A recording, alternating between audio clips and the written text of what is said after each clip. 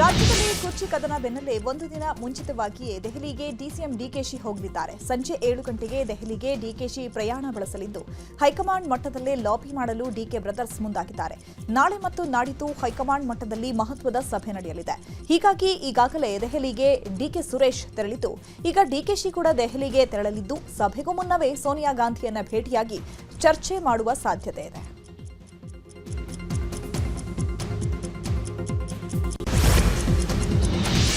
ಸ್ಥಾನದ ಅಧಿಕಾರ ಹಂಚಿಕೆ ವಿಚಾರದ ಬಗ್ಗೆ ಬಿಕೆ ಹರಿಪ್ರಸಾದ್ ಪ್ರತಿಕ್ರಿಯಿಸಿದ್ದಾರೆ.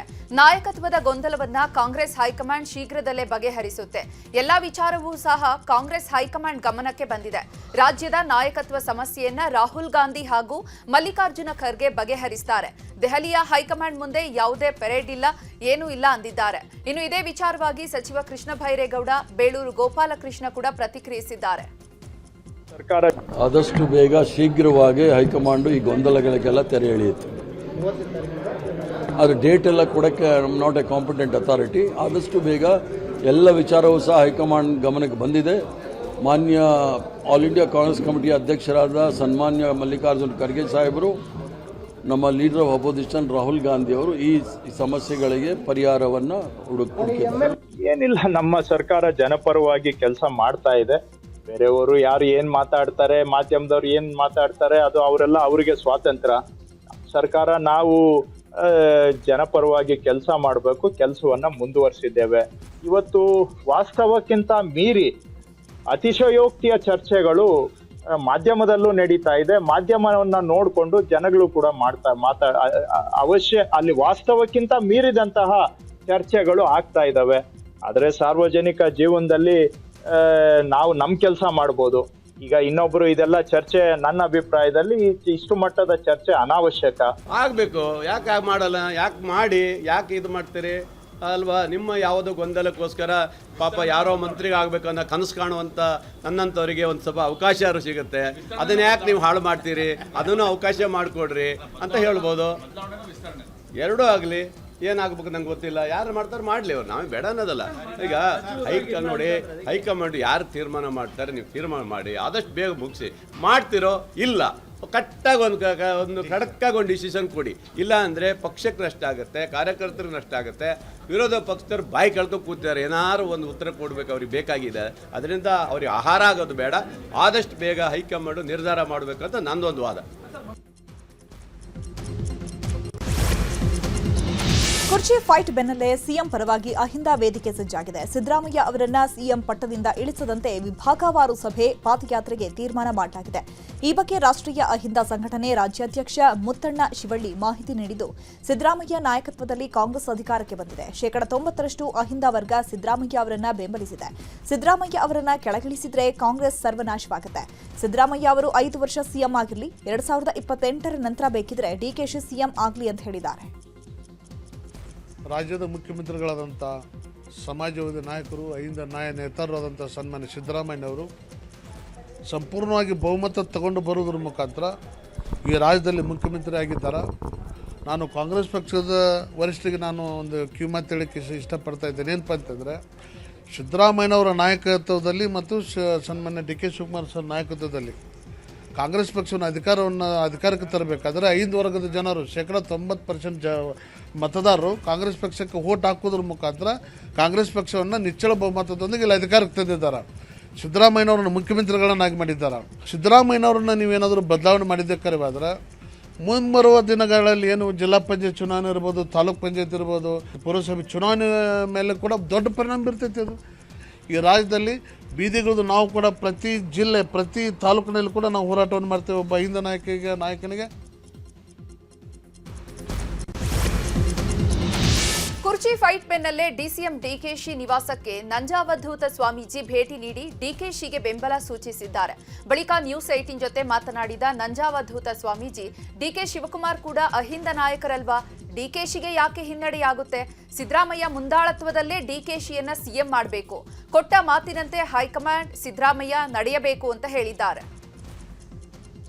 ಸಿದ್ದರಾಮಯ್ಯನವರು ಅತ್ಯಂತ ಉತ್ತಮವಾದ ಆಡಳಿತವನ್ನು ನಾಡಿಗೆ ನೀಡ್ತಾ ಇದ್ದಾರೆ. ಕಳೆದ 5 ವರ್ಷ ಮತ್ತು ಈಗ 2.5 ವರ್ಷದಿಂದ ಅದು ನಿಸ್ಸಂದೇಹವಾಗಿ ನಾವು ಹೇಳ್ಬೋದು.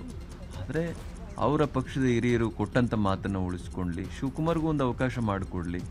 ಅವರು ಕೂಡ ಹಿಂದ ವರ್ಗದಿಂದಲೇ ಬಂದಂಥವ್ರು. ಯಾಕೆ ಹಿನ್ನಡೆ ಆಗ್ತದೆ? ಈಗ ಅವ್ರಿಗೆ ಎಲ್ಲ ವರ್ಗದ ಎಲ್ಲ ಧರ್ಮದ ಶಾಸಕರು ಕೂಡ ಅವ್ರ ಜೊತೆಗಿದ್ದಾಗ ಶಿವಕುಮಾರ್ಗೆ ಯಾಕೆ ಹಿನ್ನಡೆ ಆಗುತ್ತೆ?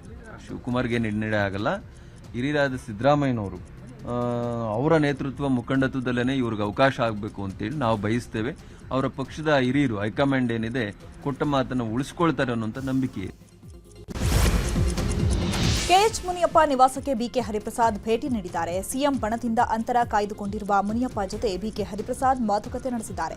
ಸಚಿವ ಸ್ಥಾನದಿಂದ ಕೆಳಗಿಳಿಸಿದ್ರೆ ನಿಮ್ಮ ಪುತ್ರಿಗೆ ಸಚಿವ ಸ್ಥಾನ ಕೊಡ್ತಾರೆ. ಏನೇ ಅಸಮಾಧಾನ ಇದ್ರೂ ಕುಳಿತು ಚರ್ಚೆ ಮಾಡೋಣ. ಈ ಹಂತದಲ್ಲಿ ಅಹಿಂದ ನಾಯಕರು ಒಗ್ಗೂಡಬೇಕು. ಸಿದ್ದರಾಮಯ್ಯ ಬದಲಾವಣೆ ಮಾಡದಂತೆ ಹೈಕಮಾಂಡ್ಗೆ ಒತ್ತಡ ಹೇರಬೇಕು. ಈ ನಿಟ್ಟಿನಲ್ಲಿ ಸಚಿವ ನಿಯೋಗದೊಂದಿಗೆ ನೀವು ತೆರಳಬೇಕು ಅಂತ ಮುನಿಯಪ್ಪ ಬಳಿ ಬಿಕೆ ಹರಿಪ್ರಸಾದ್ ಚರ್ಚೆ ನಡೆಸಿದ್ದಾರೆ ಎನ್ನಲಾಗಿದೆ. ದಿಢೀರ್ ಮುಂಬೈಗೆ ತೆರಳಿದ್ದ ಡಿಕೆಶಿ ನಡೆ ಮೇಲೆ ಸಿಎಂ ಆಪ್ತರು ಕಣ್ಣಿಟ್ಟಿದ್ದಾರೆ. ಎಐಸಿಸಿ ನಾಯಕರ ಬೆಂಬಲವನ್ನ ಪಡೆಯಲು ಡಿಕೆಶಿ ನಿಕಟವರ್ತಿಗಳ ಜೊತೆ ಡಿಕೆ ಶಿವಕುಮಾರ್ ಮಾತುಕತೆ ನಡೆಸಿದ್ದಾರೆ ಎನ್ನಲಾಗಿದೆ. ಈ ಮೂಲಕ ಎಐಸಿಸಿ ನಾಯಕರ ಬೆಂಬಲ ಪಡೆಯಲು ಡಿಕೆಶಿ ತಂತ್ರಗಾರಿಕೆ ಮಾಡ್ತಿದ್ದಾರೆ ಎನ್ನಲಾಗಿದೆ. ಮಹಾರಾಷ್ಟ್ರದಲ್ಲಿ ಕಾಂಗ್ರೆಸ್ನ 3 ಪ್ರಮುಖ ನಾಯಕರನ್ನ ಸಂಪರ್ಕ ಮಾಡಿದ್ದಾರೆ.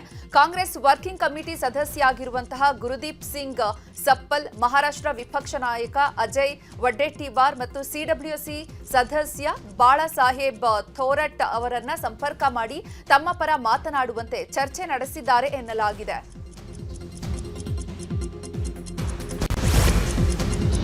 ರಾಜ್ಯದಲ್ಲಿ ಸಿಎಂ ಬದಲಾವಣೆ ಚರ್ಚೆ ಬೆನ್ನಲ್ಲೇ ಚಿತ್ರದುರ್ಗದಲ್ಲಿ ದಲಿತ ಸಿಎಂ ಮಾಡುವಂತೆ ಮಾದಾರ ಚೆನ್ನಯ್ಯ ಸ್ವಾಮೀಜಿ ಒತ್ತಾಯಿಸಿದ್ದಾರೆ. ಕಳೆದ 1 ತಿಂಗಳಿನಿಂದ ರಾಜ್ಯದಲ್ಲಿ ಸಿಎಂ ಬದಲಾವಣೆ ಚರ್ಚೆ ನಡೀತಾ ಇದೆ. ಇದರಿಂದ ಅಭಿವೃದ್ಧಿ ಕಾರ್ಯಗಳಿಗೆ ಹಿನ್ನಡೆಯಾಗ್ತಾ ಇದೆ. ಹೈಕಮಾಂಡ್ ನಾಯಕರು ಬೇಗ ಸಮಸ್ಯೆ ಇತ್ಯರ್ಥ ಮಾಡಬೇಕು. ಎಲ್ಲಾ ಜಾತಿಗಳಿಗೆ ಸಿಎಂ ಸ್ಥಾನ ಕೊಡೋದಕ್ಕೆ ಆಗಲ್ಲ. ಬದಲಾವಣೆ ಮಾಡೋದೇ ಆದ್ರೆ ನಮ್ಮ ಸಮುದಾಯಕ್ಕೆ ಕೊಡ್ಲಿ, ದಲಿತ ಸಮುದಾಯಕ್ಕೆ ನೀಡಬೇಕು ಅನ್ನೋದು ನಮ್ಮ ಆಗ್ರಹ ಅಂತ ಹೇಳಿದರು.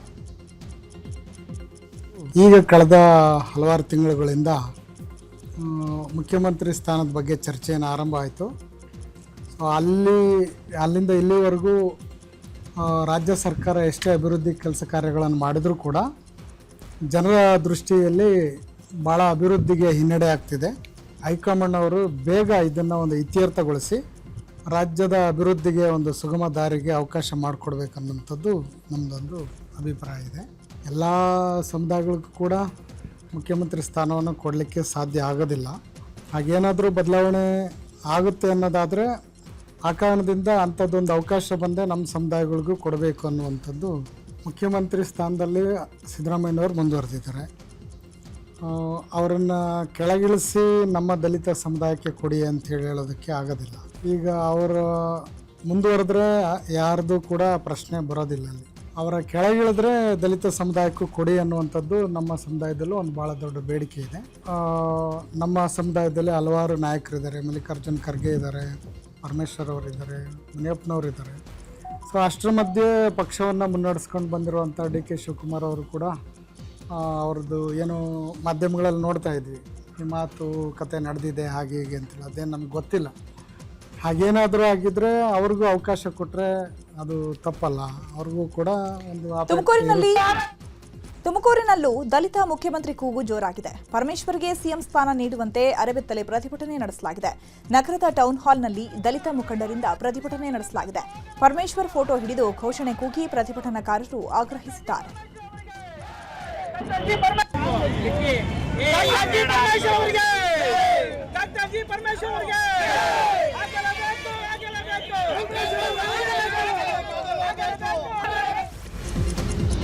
ಕಾಂಗ್ರೆಸ್ ಕುರ್ಚಿ ಫೈಟ್ ಬೆನ್ನಲ್ಲೇ ಡಿಕೆಶಿ ನಿವಾಸಕ್ಕೆ ಶಾಸಕ ನಂಜೇಗೌಡ ಭೇಟಿ ನೀಡಿ ಮಾತುಕತೆ ನಡೆಸಿದ್ದಾರೆ.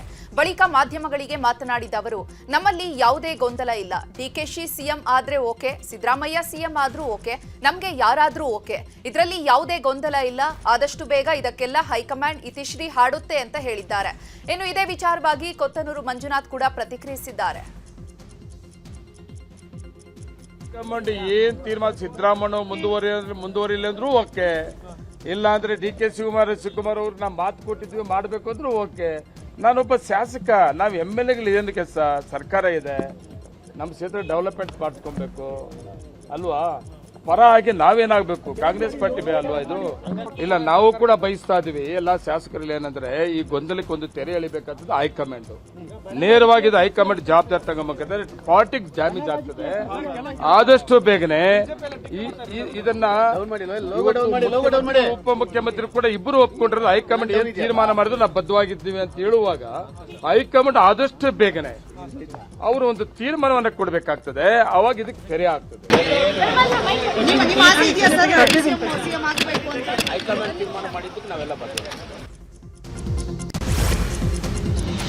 ರಾಜ್ಯದಲ್ಲಿ ಕುರ್ಚಿ ಕದನದ ಮಧ್ಯೆಯೇ ಸಿಎಂ ಡಿಸಿಎಂ ಒಟ್ಟಾಗಿ ಕಾಣಿಸಿಕೊಂಡಿದ್ದಾರೆ. ಬೆಂಗಳೂರಿನ ಅರಮನೆ ಮೈದಾನದಲ್ಲಿ ನಡೆದ ಸಮಗ್ರ ಶಿಶು ಅಭಿವೃದ್ಧಿ ಯೋಜನೆಯ ಸುವರ್ಣ ಮಹೋತ್ಸವದಲ್ಲಿ ಒಟ್ಟಾಗಿ ಪಾಲ್ಗೊಂಡಿದ್ದಾರೆ. ಮಹಿಳಾ ಮತ್ತು ಮಕ್ಕಳ ಕಲ್ಯಾಣ ಇಲಾಖೆ ವತಿಯಿಂದ ನಡೀತಾ ಇರುವ ಕಾರ್ಯಕ್ರಮದಲ್ಲಿ ಸಿಎಂ ಡಿಸಿಎಂ ಭಾಗಿಯಾಗಿ ಕಾರ್ಯಕ್ರಮ ಉದ್ಘಾಟಿಸಿದ್ದಾರೆ. ರಾಜ್ಯ ಕಾಂಗ್ರೆಸ್ನಲ್ಲಿ ಕುರ್ಚಿ ಫೈಟ್ ಬೆನ್ನಲ್ಲೇ ಸಿಎಂ ಸಿದ್ದರಾಮಯ್ಯ ಪರ ಕುರುಬ ಸಮುದಾಯದ ಮುಖಂಡರು ನಿಂತಿದ್ದಾರೆ.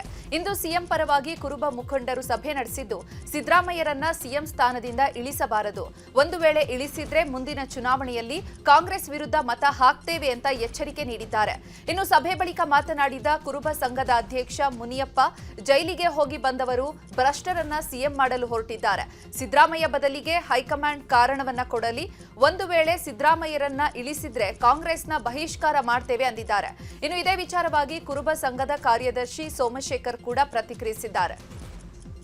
ನಮ್ಮ ಎಲ್ಲರ ಕರ್ನಾಟಕದ ಮುಖ್ಯಮಂತ್ರಿ ಆಗಿದ್ದಾರೆ ಸಿದ್ದರಾಮಯ್ಯನವರು, ಅವರನ್ನ ಏನಾದ್ರು ತೊಂದರೆ ಕೊಟ್ಟಿದ್ದಾದ್ರೆ ಎಲ್ಲ ಹಿಂದುಳಿದ ವರ್ಗದ ಶೋಷಿತ ಸಮಾಜದ ಅಹಿಂದ ಎಲ್ಲ ಒಂದು ಇದನ್ನ ಒಕ್ಕೂಟದ ವ್ಯವಸ್ಥೆಯಲ್ಲಿ ನಾವೆಲ್ಲರನ್ನು ಒಗ್ಗೂಡಿಸಿಕೊಂಡು ಕಾಂಗ್ರೆಸ್ಗೆ ಮುಂದಿನ ದಿನಗಳಲ್ಲಿ ದೊಡ್ಡ ಮಟ್ಟದ ಒಂದು ಏಟನ್ನು ಕೊಡಬೇಕು ಅನ್ನೋದು ನಿರ್ಣಯವನ್ನು ಕುರುಬರ ಸಂಘದಲ್ಲಿ ತೆಗೆದುಕೊಂಡಿದ್ದೀವಿ. ಎಲ್ಲರನ್ನ ಒಗ್ಗೂಡಿಸ್ಕೊಂತೀವಿ. ಕುರುಬರ ಸಂಘ ಒಂದೇ ಅಲ್ಲ, ಎಲ್ಲರ ಶೋಷಿತ ಸಮಾಜಗಳನ್ನು ಒಗ್ಗೂಡಿಸ್ಕೊಂಡು ನಾವು ಮುಂದಿನ ದಿನಗಳಲ್ಲಿ